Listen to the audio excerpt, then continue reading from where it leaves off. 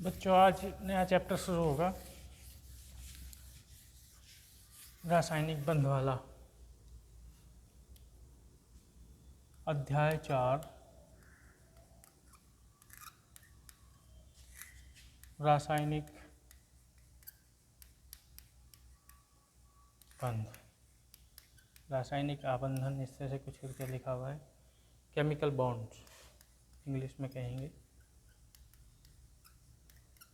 तो रासायनिक बंध को बताने से पहले संयोजकता के बारे में बताया जाएगा, क्योंकि रासायनिक बंध तभी बनते हैं जब आपस में परमाणु संयोग करते हैं। तो संयोग करने को ही संयोजकता कहते हैं। संयोजकता शब्द अंग्रेजी के वैलेंसी से बना है, VALENCY, वैलेंसी, वैलेंसी कहते हैं अंग्रेजी में मतलब। और वैलेंसी जो है बना है वैलेंटीना से। वैलेंटीना शब्द का अर्थ होता है क्षमता। इसका अर्थ है किसी किसी तत्व के परमाणु के किसी अन्य परमाणु से या उसी तत्व के दूसरे परमाणु से रासायनिक संयोग करने की क्षमता को उस तत्व की संयोजकता कहते हैं। यानी किसी तत्व के रासायनिक संयोग करने की क्षमता को उसकी संयोजकता कहते हैं। वैलेंसी शब्द का सबसे पहले उपयोग फ्रैकलैंड नाम के वैज्ञानिक ने किया, और उन्होंने हाइड्रोजन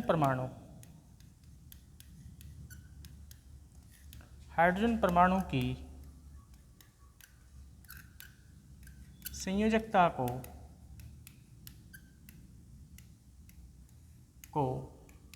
एक मानकर संयोजकता की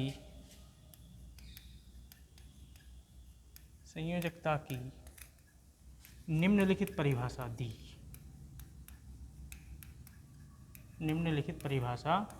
क्या परिभाषा दी?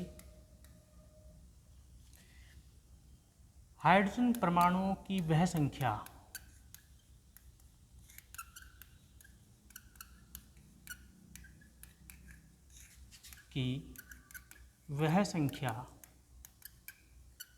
जो किसी तत्व के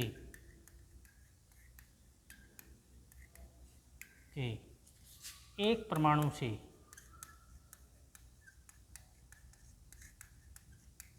संयोग करती है,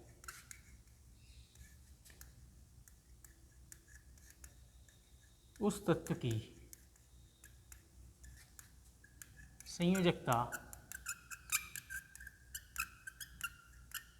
संयोजकता कहलाती है। हाइड्रोजन परमाणुओं की वह संख्या जो किसी तत्व के एक परमाणु से संयोग करती है, उस तत्व की संयोजकता कहलाती है। कैसे, इसको समझ लेंगे उदाहरण से। जैसे H2O है एक यौगिक, इसमें हाइड्रोजन के परमाणु की संख्या 2, ऑक्सीजन के परमाणु की संख्या 1 से संयोग कर दी। यानी हाइड्रोजन परमाणु की वह संख्या जो किसी तत्व के एक परमाणु से संयोग करती है, उस तत्व की संयोजकता कहलाती है। तो ऑक्सीजन का परमाणु 1 है, इससे संयोग करने वाली हाइड्रोजन परमाणु की संख्या 2 है, तो इसीलिए ऑक्सीजन की संयोजकता क्या हो जाएगी? ऑक्सीजन की संयोजकता हो जाएगी 2।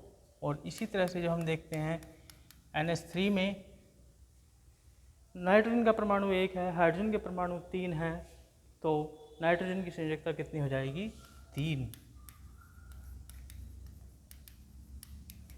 नाइट्रोजन की संयोजकता बराबर 3। इसी तरह से हम देखें CH4 में कार्बन के एक परमाणु से हाइड्रोजन के 4 परमाणु संयोग कर रहे हैं, तो इसीलिए कार्बन की संयोजकता हो जाएगी 4। तो ये तो प्रारंभिक परिभाषा थी इसकी संयोजकता की। इसके बाद इसकी परिभाषा इलेक्ट्रॉन के आधार पर दी गई। संयोजकता का इलेक्ट्रॉनिक सिद्धांत।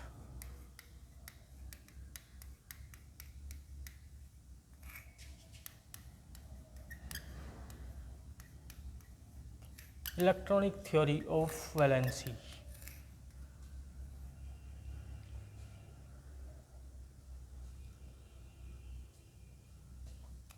ये कौशल तथा लेविस ने इस सिद्धांत को दिया। इस सिद्धांत के अनुसार किसी भी तत्व का परमाणु अपने बाहरी कोश को पूरा करने की कोशिश करता है। अपने बाहरी कोश को पूरा करने में वह जितने इलेक्ट्रॉनों को ग्रहण करता है या जितने इलेक्ट्रॉनों का त्याग करता है या जितने इलेक्ट्रॉनों का साझा करता है, उस संख्या को उस तत्व की संयोजकता कहते हैं।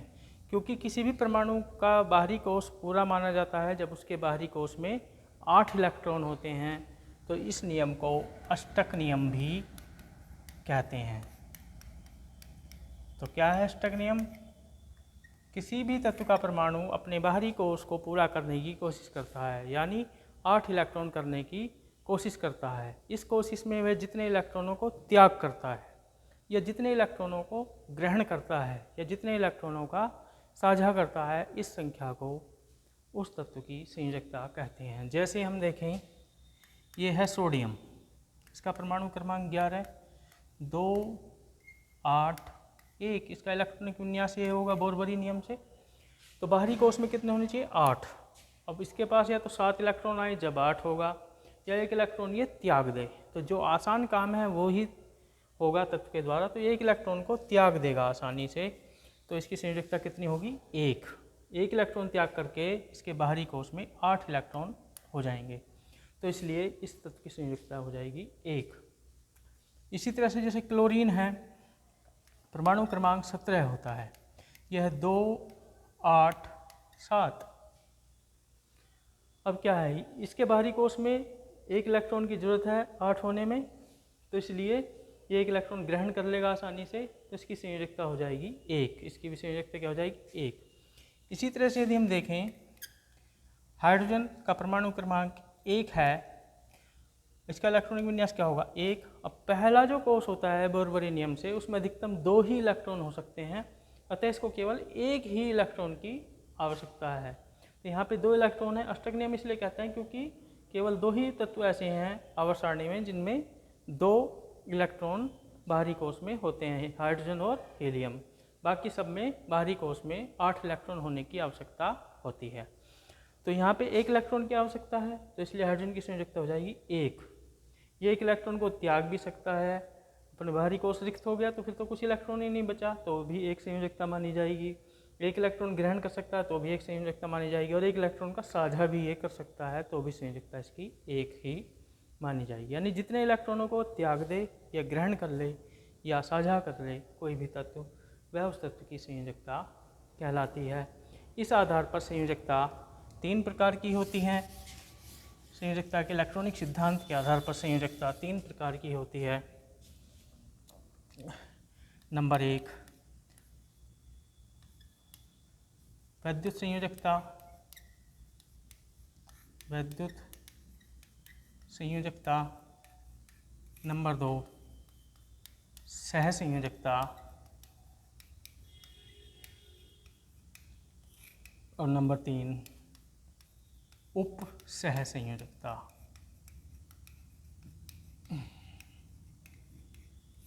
इसको कहते हैं इलेक्ट्रोवैलेंसी, इसको कहते हैं कोवैलेंसी, और इसको बोलते हैं कोऑर्डिनेट वैलेंसी इंग्लिश में।